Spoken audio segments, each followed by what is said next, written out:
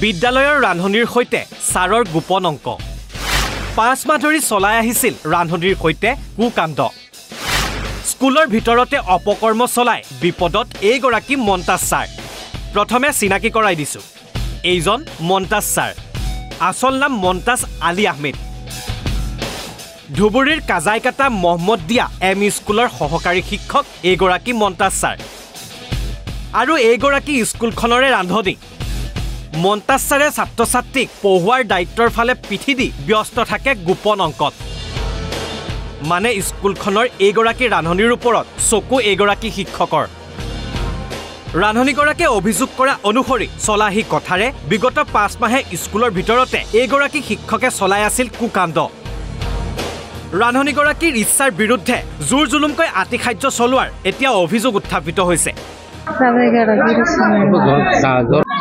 মন্তাবাসটার আমার হাতে 4-5 মাস আগের থেকে জোরাজোরি করে আমার মান সম্মান ক্ষতি করছে 5 মাস আগের থেকে আমার হাতেই করে আমার মান সম্মান মারছে ওর কাছে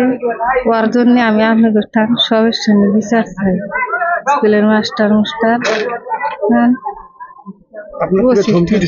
ধুমকি দিছে আমার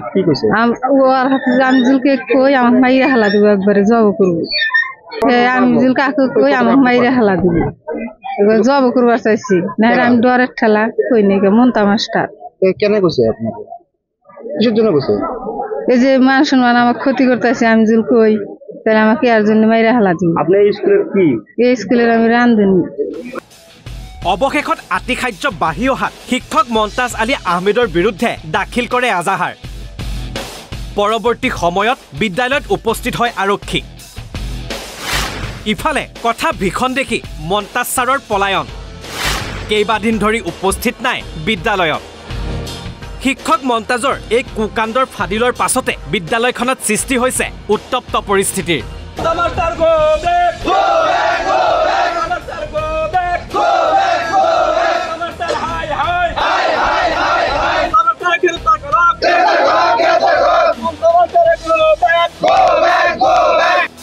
ঘটনা সন্দৰ্ভত প্ৰতিক্ৰিয়া প্ৰকাশ কৰিছে ৰাইজে আজি কাজাইকাটা মহম্মদিয়া এম ই স্কুলত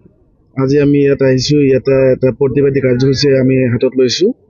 কাৰণ এই স্কুলৰে মাষ্টাৰ শিক্ষক মন্তাজ আলী শ্বেখ তেখেতৰ ওপৰত এটা আমাৰ গাঁৱৰ এজনী ৰান্ধনি এই স্কুলৰে ৰান্ধনি তেখেতে অভিযোগ উত্থাপন কৰিছে তেখেতে মানে এই নাৰীজনৰ গৰাকীৰ ওপৰত ৰান্ধনিগৰাকীৰ ওপৰত বিগত 5 মাহৰ পৰা শাৰীৰিক বা মানে যৌন নিৰ্যাতনৰ মানে চলাই আহিছে এইটো এটা মানে গৰিহণাৰ বিষয় এটা শিক্ষা খণ্ডত এনেকুৱা কাম হ'ব নালাগে সেইকাৰণে আমি মহিলাগৰাকী আমাৰ গাঁওবাসীৰ ওচৰত মানে কথাটো জনোৱাৰ পিছত আমি ইয়াত গাঁওবাসী ইয়াত আহিছোঁ যে হেডমাষ্টাৰৰ যোগেদি বিলাসীপাৰা শিক্ষা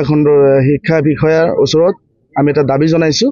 এনেকুৱা মাষ্টাৰক অতি সোনকালে নিলম্বন কৰিব লাগে চাকৰিৰ পৰা আৰু স্কুলত আপোনালোকে মানে যথাযথ মানে ব্যৱস্থা গ্ৰহণ কৰিব লাগে এই মহিলাগৰাকীৰ ওপৰত মানে কি বিভাগৰ শিক্ষক আছিল কি বিভাগৰ আছিল নাম ছ'চিয়েল সায়েন্স নাম কি মন্তাজ আলী শ্বেখ এতিয়া এফআইআৰ দিছে নেকি এফআইআৰ দিয়া হৈছে এখন মাষ্টাৰ স্কুলত অহা নাই মই হেডমাষ্টাৰে জনোৱা মতে 2 দিনৰ চিএল লৈছে কিন্তু তেওঁ এসপ্তাহৰ পৰা মানে স্কুলত অহা নাই পুলিচ আহিছে নেকি পুলিচ আহিছে আৰু আৰক্ষী আহিছে ইয়াত আপোনালোকে কি বিচাৰে আমি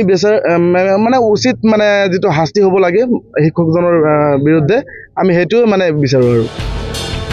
আনফালে ৰান্ধনিগৰাকীয়ে আৰক্ষী তথা কেমেৰাৰ সন্মুখত 4-5 মাহৰ পৰাই আতিখাদ্য চলোৱা বুলি অভিযোগ কৰাৰ বিপৰীতে 1 এপ্ৰিলত দিয়া এজাহাৰত 3 মাহৰ পৰা বুলি উল্লেখ কৰিছিল যাৰ বাবে কিছু দুমুজাত পৰিছে আৰক্ষী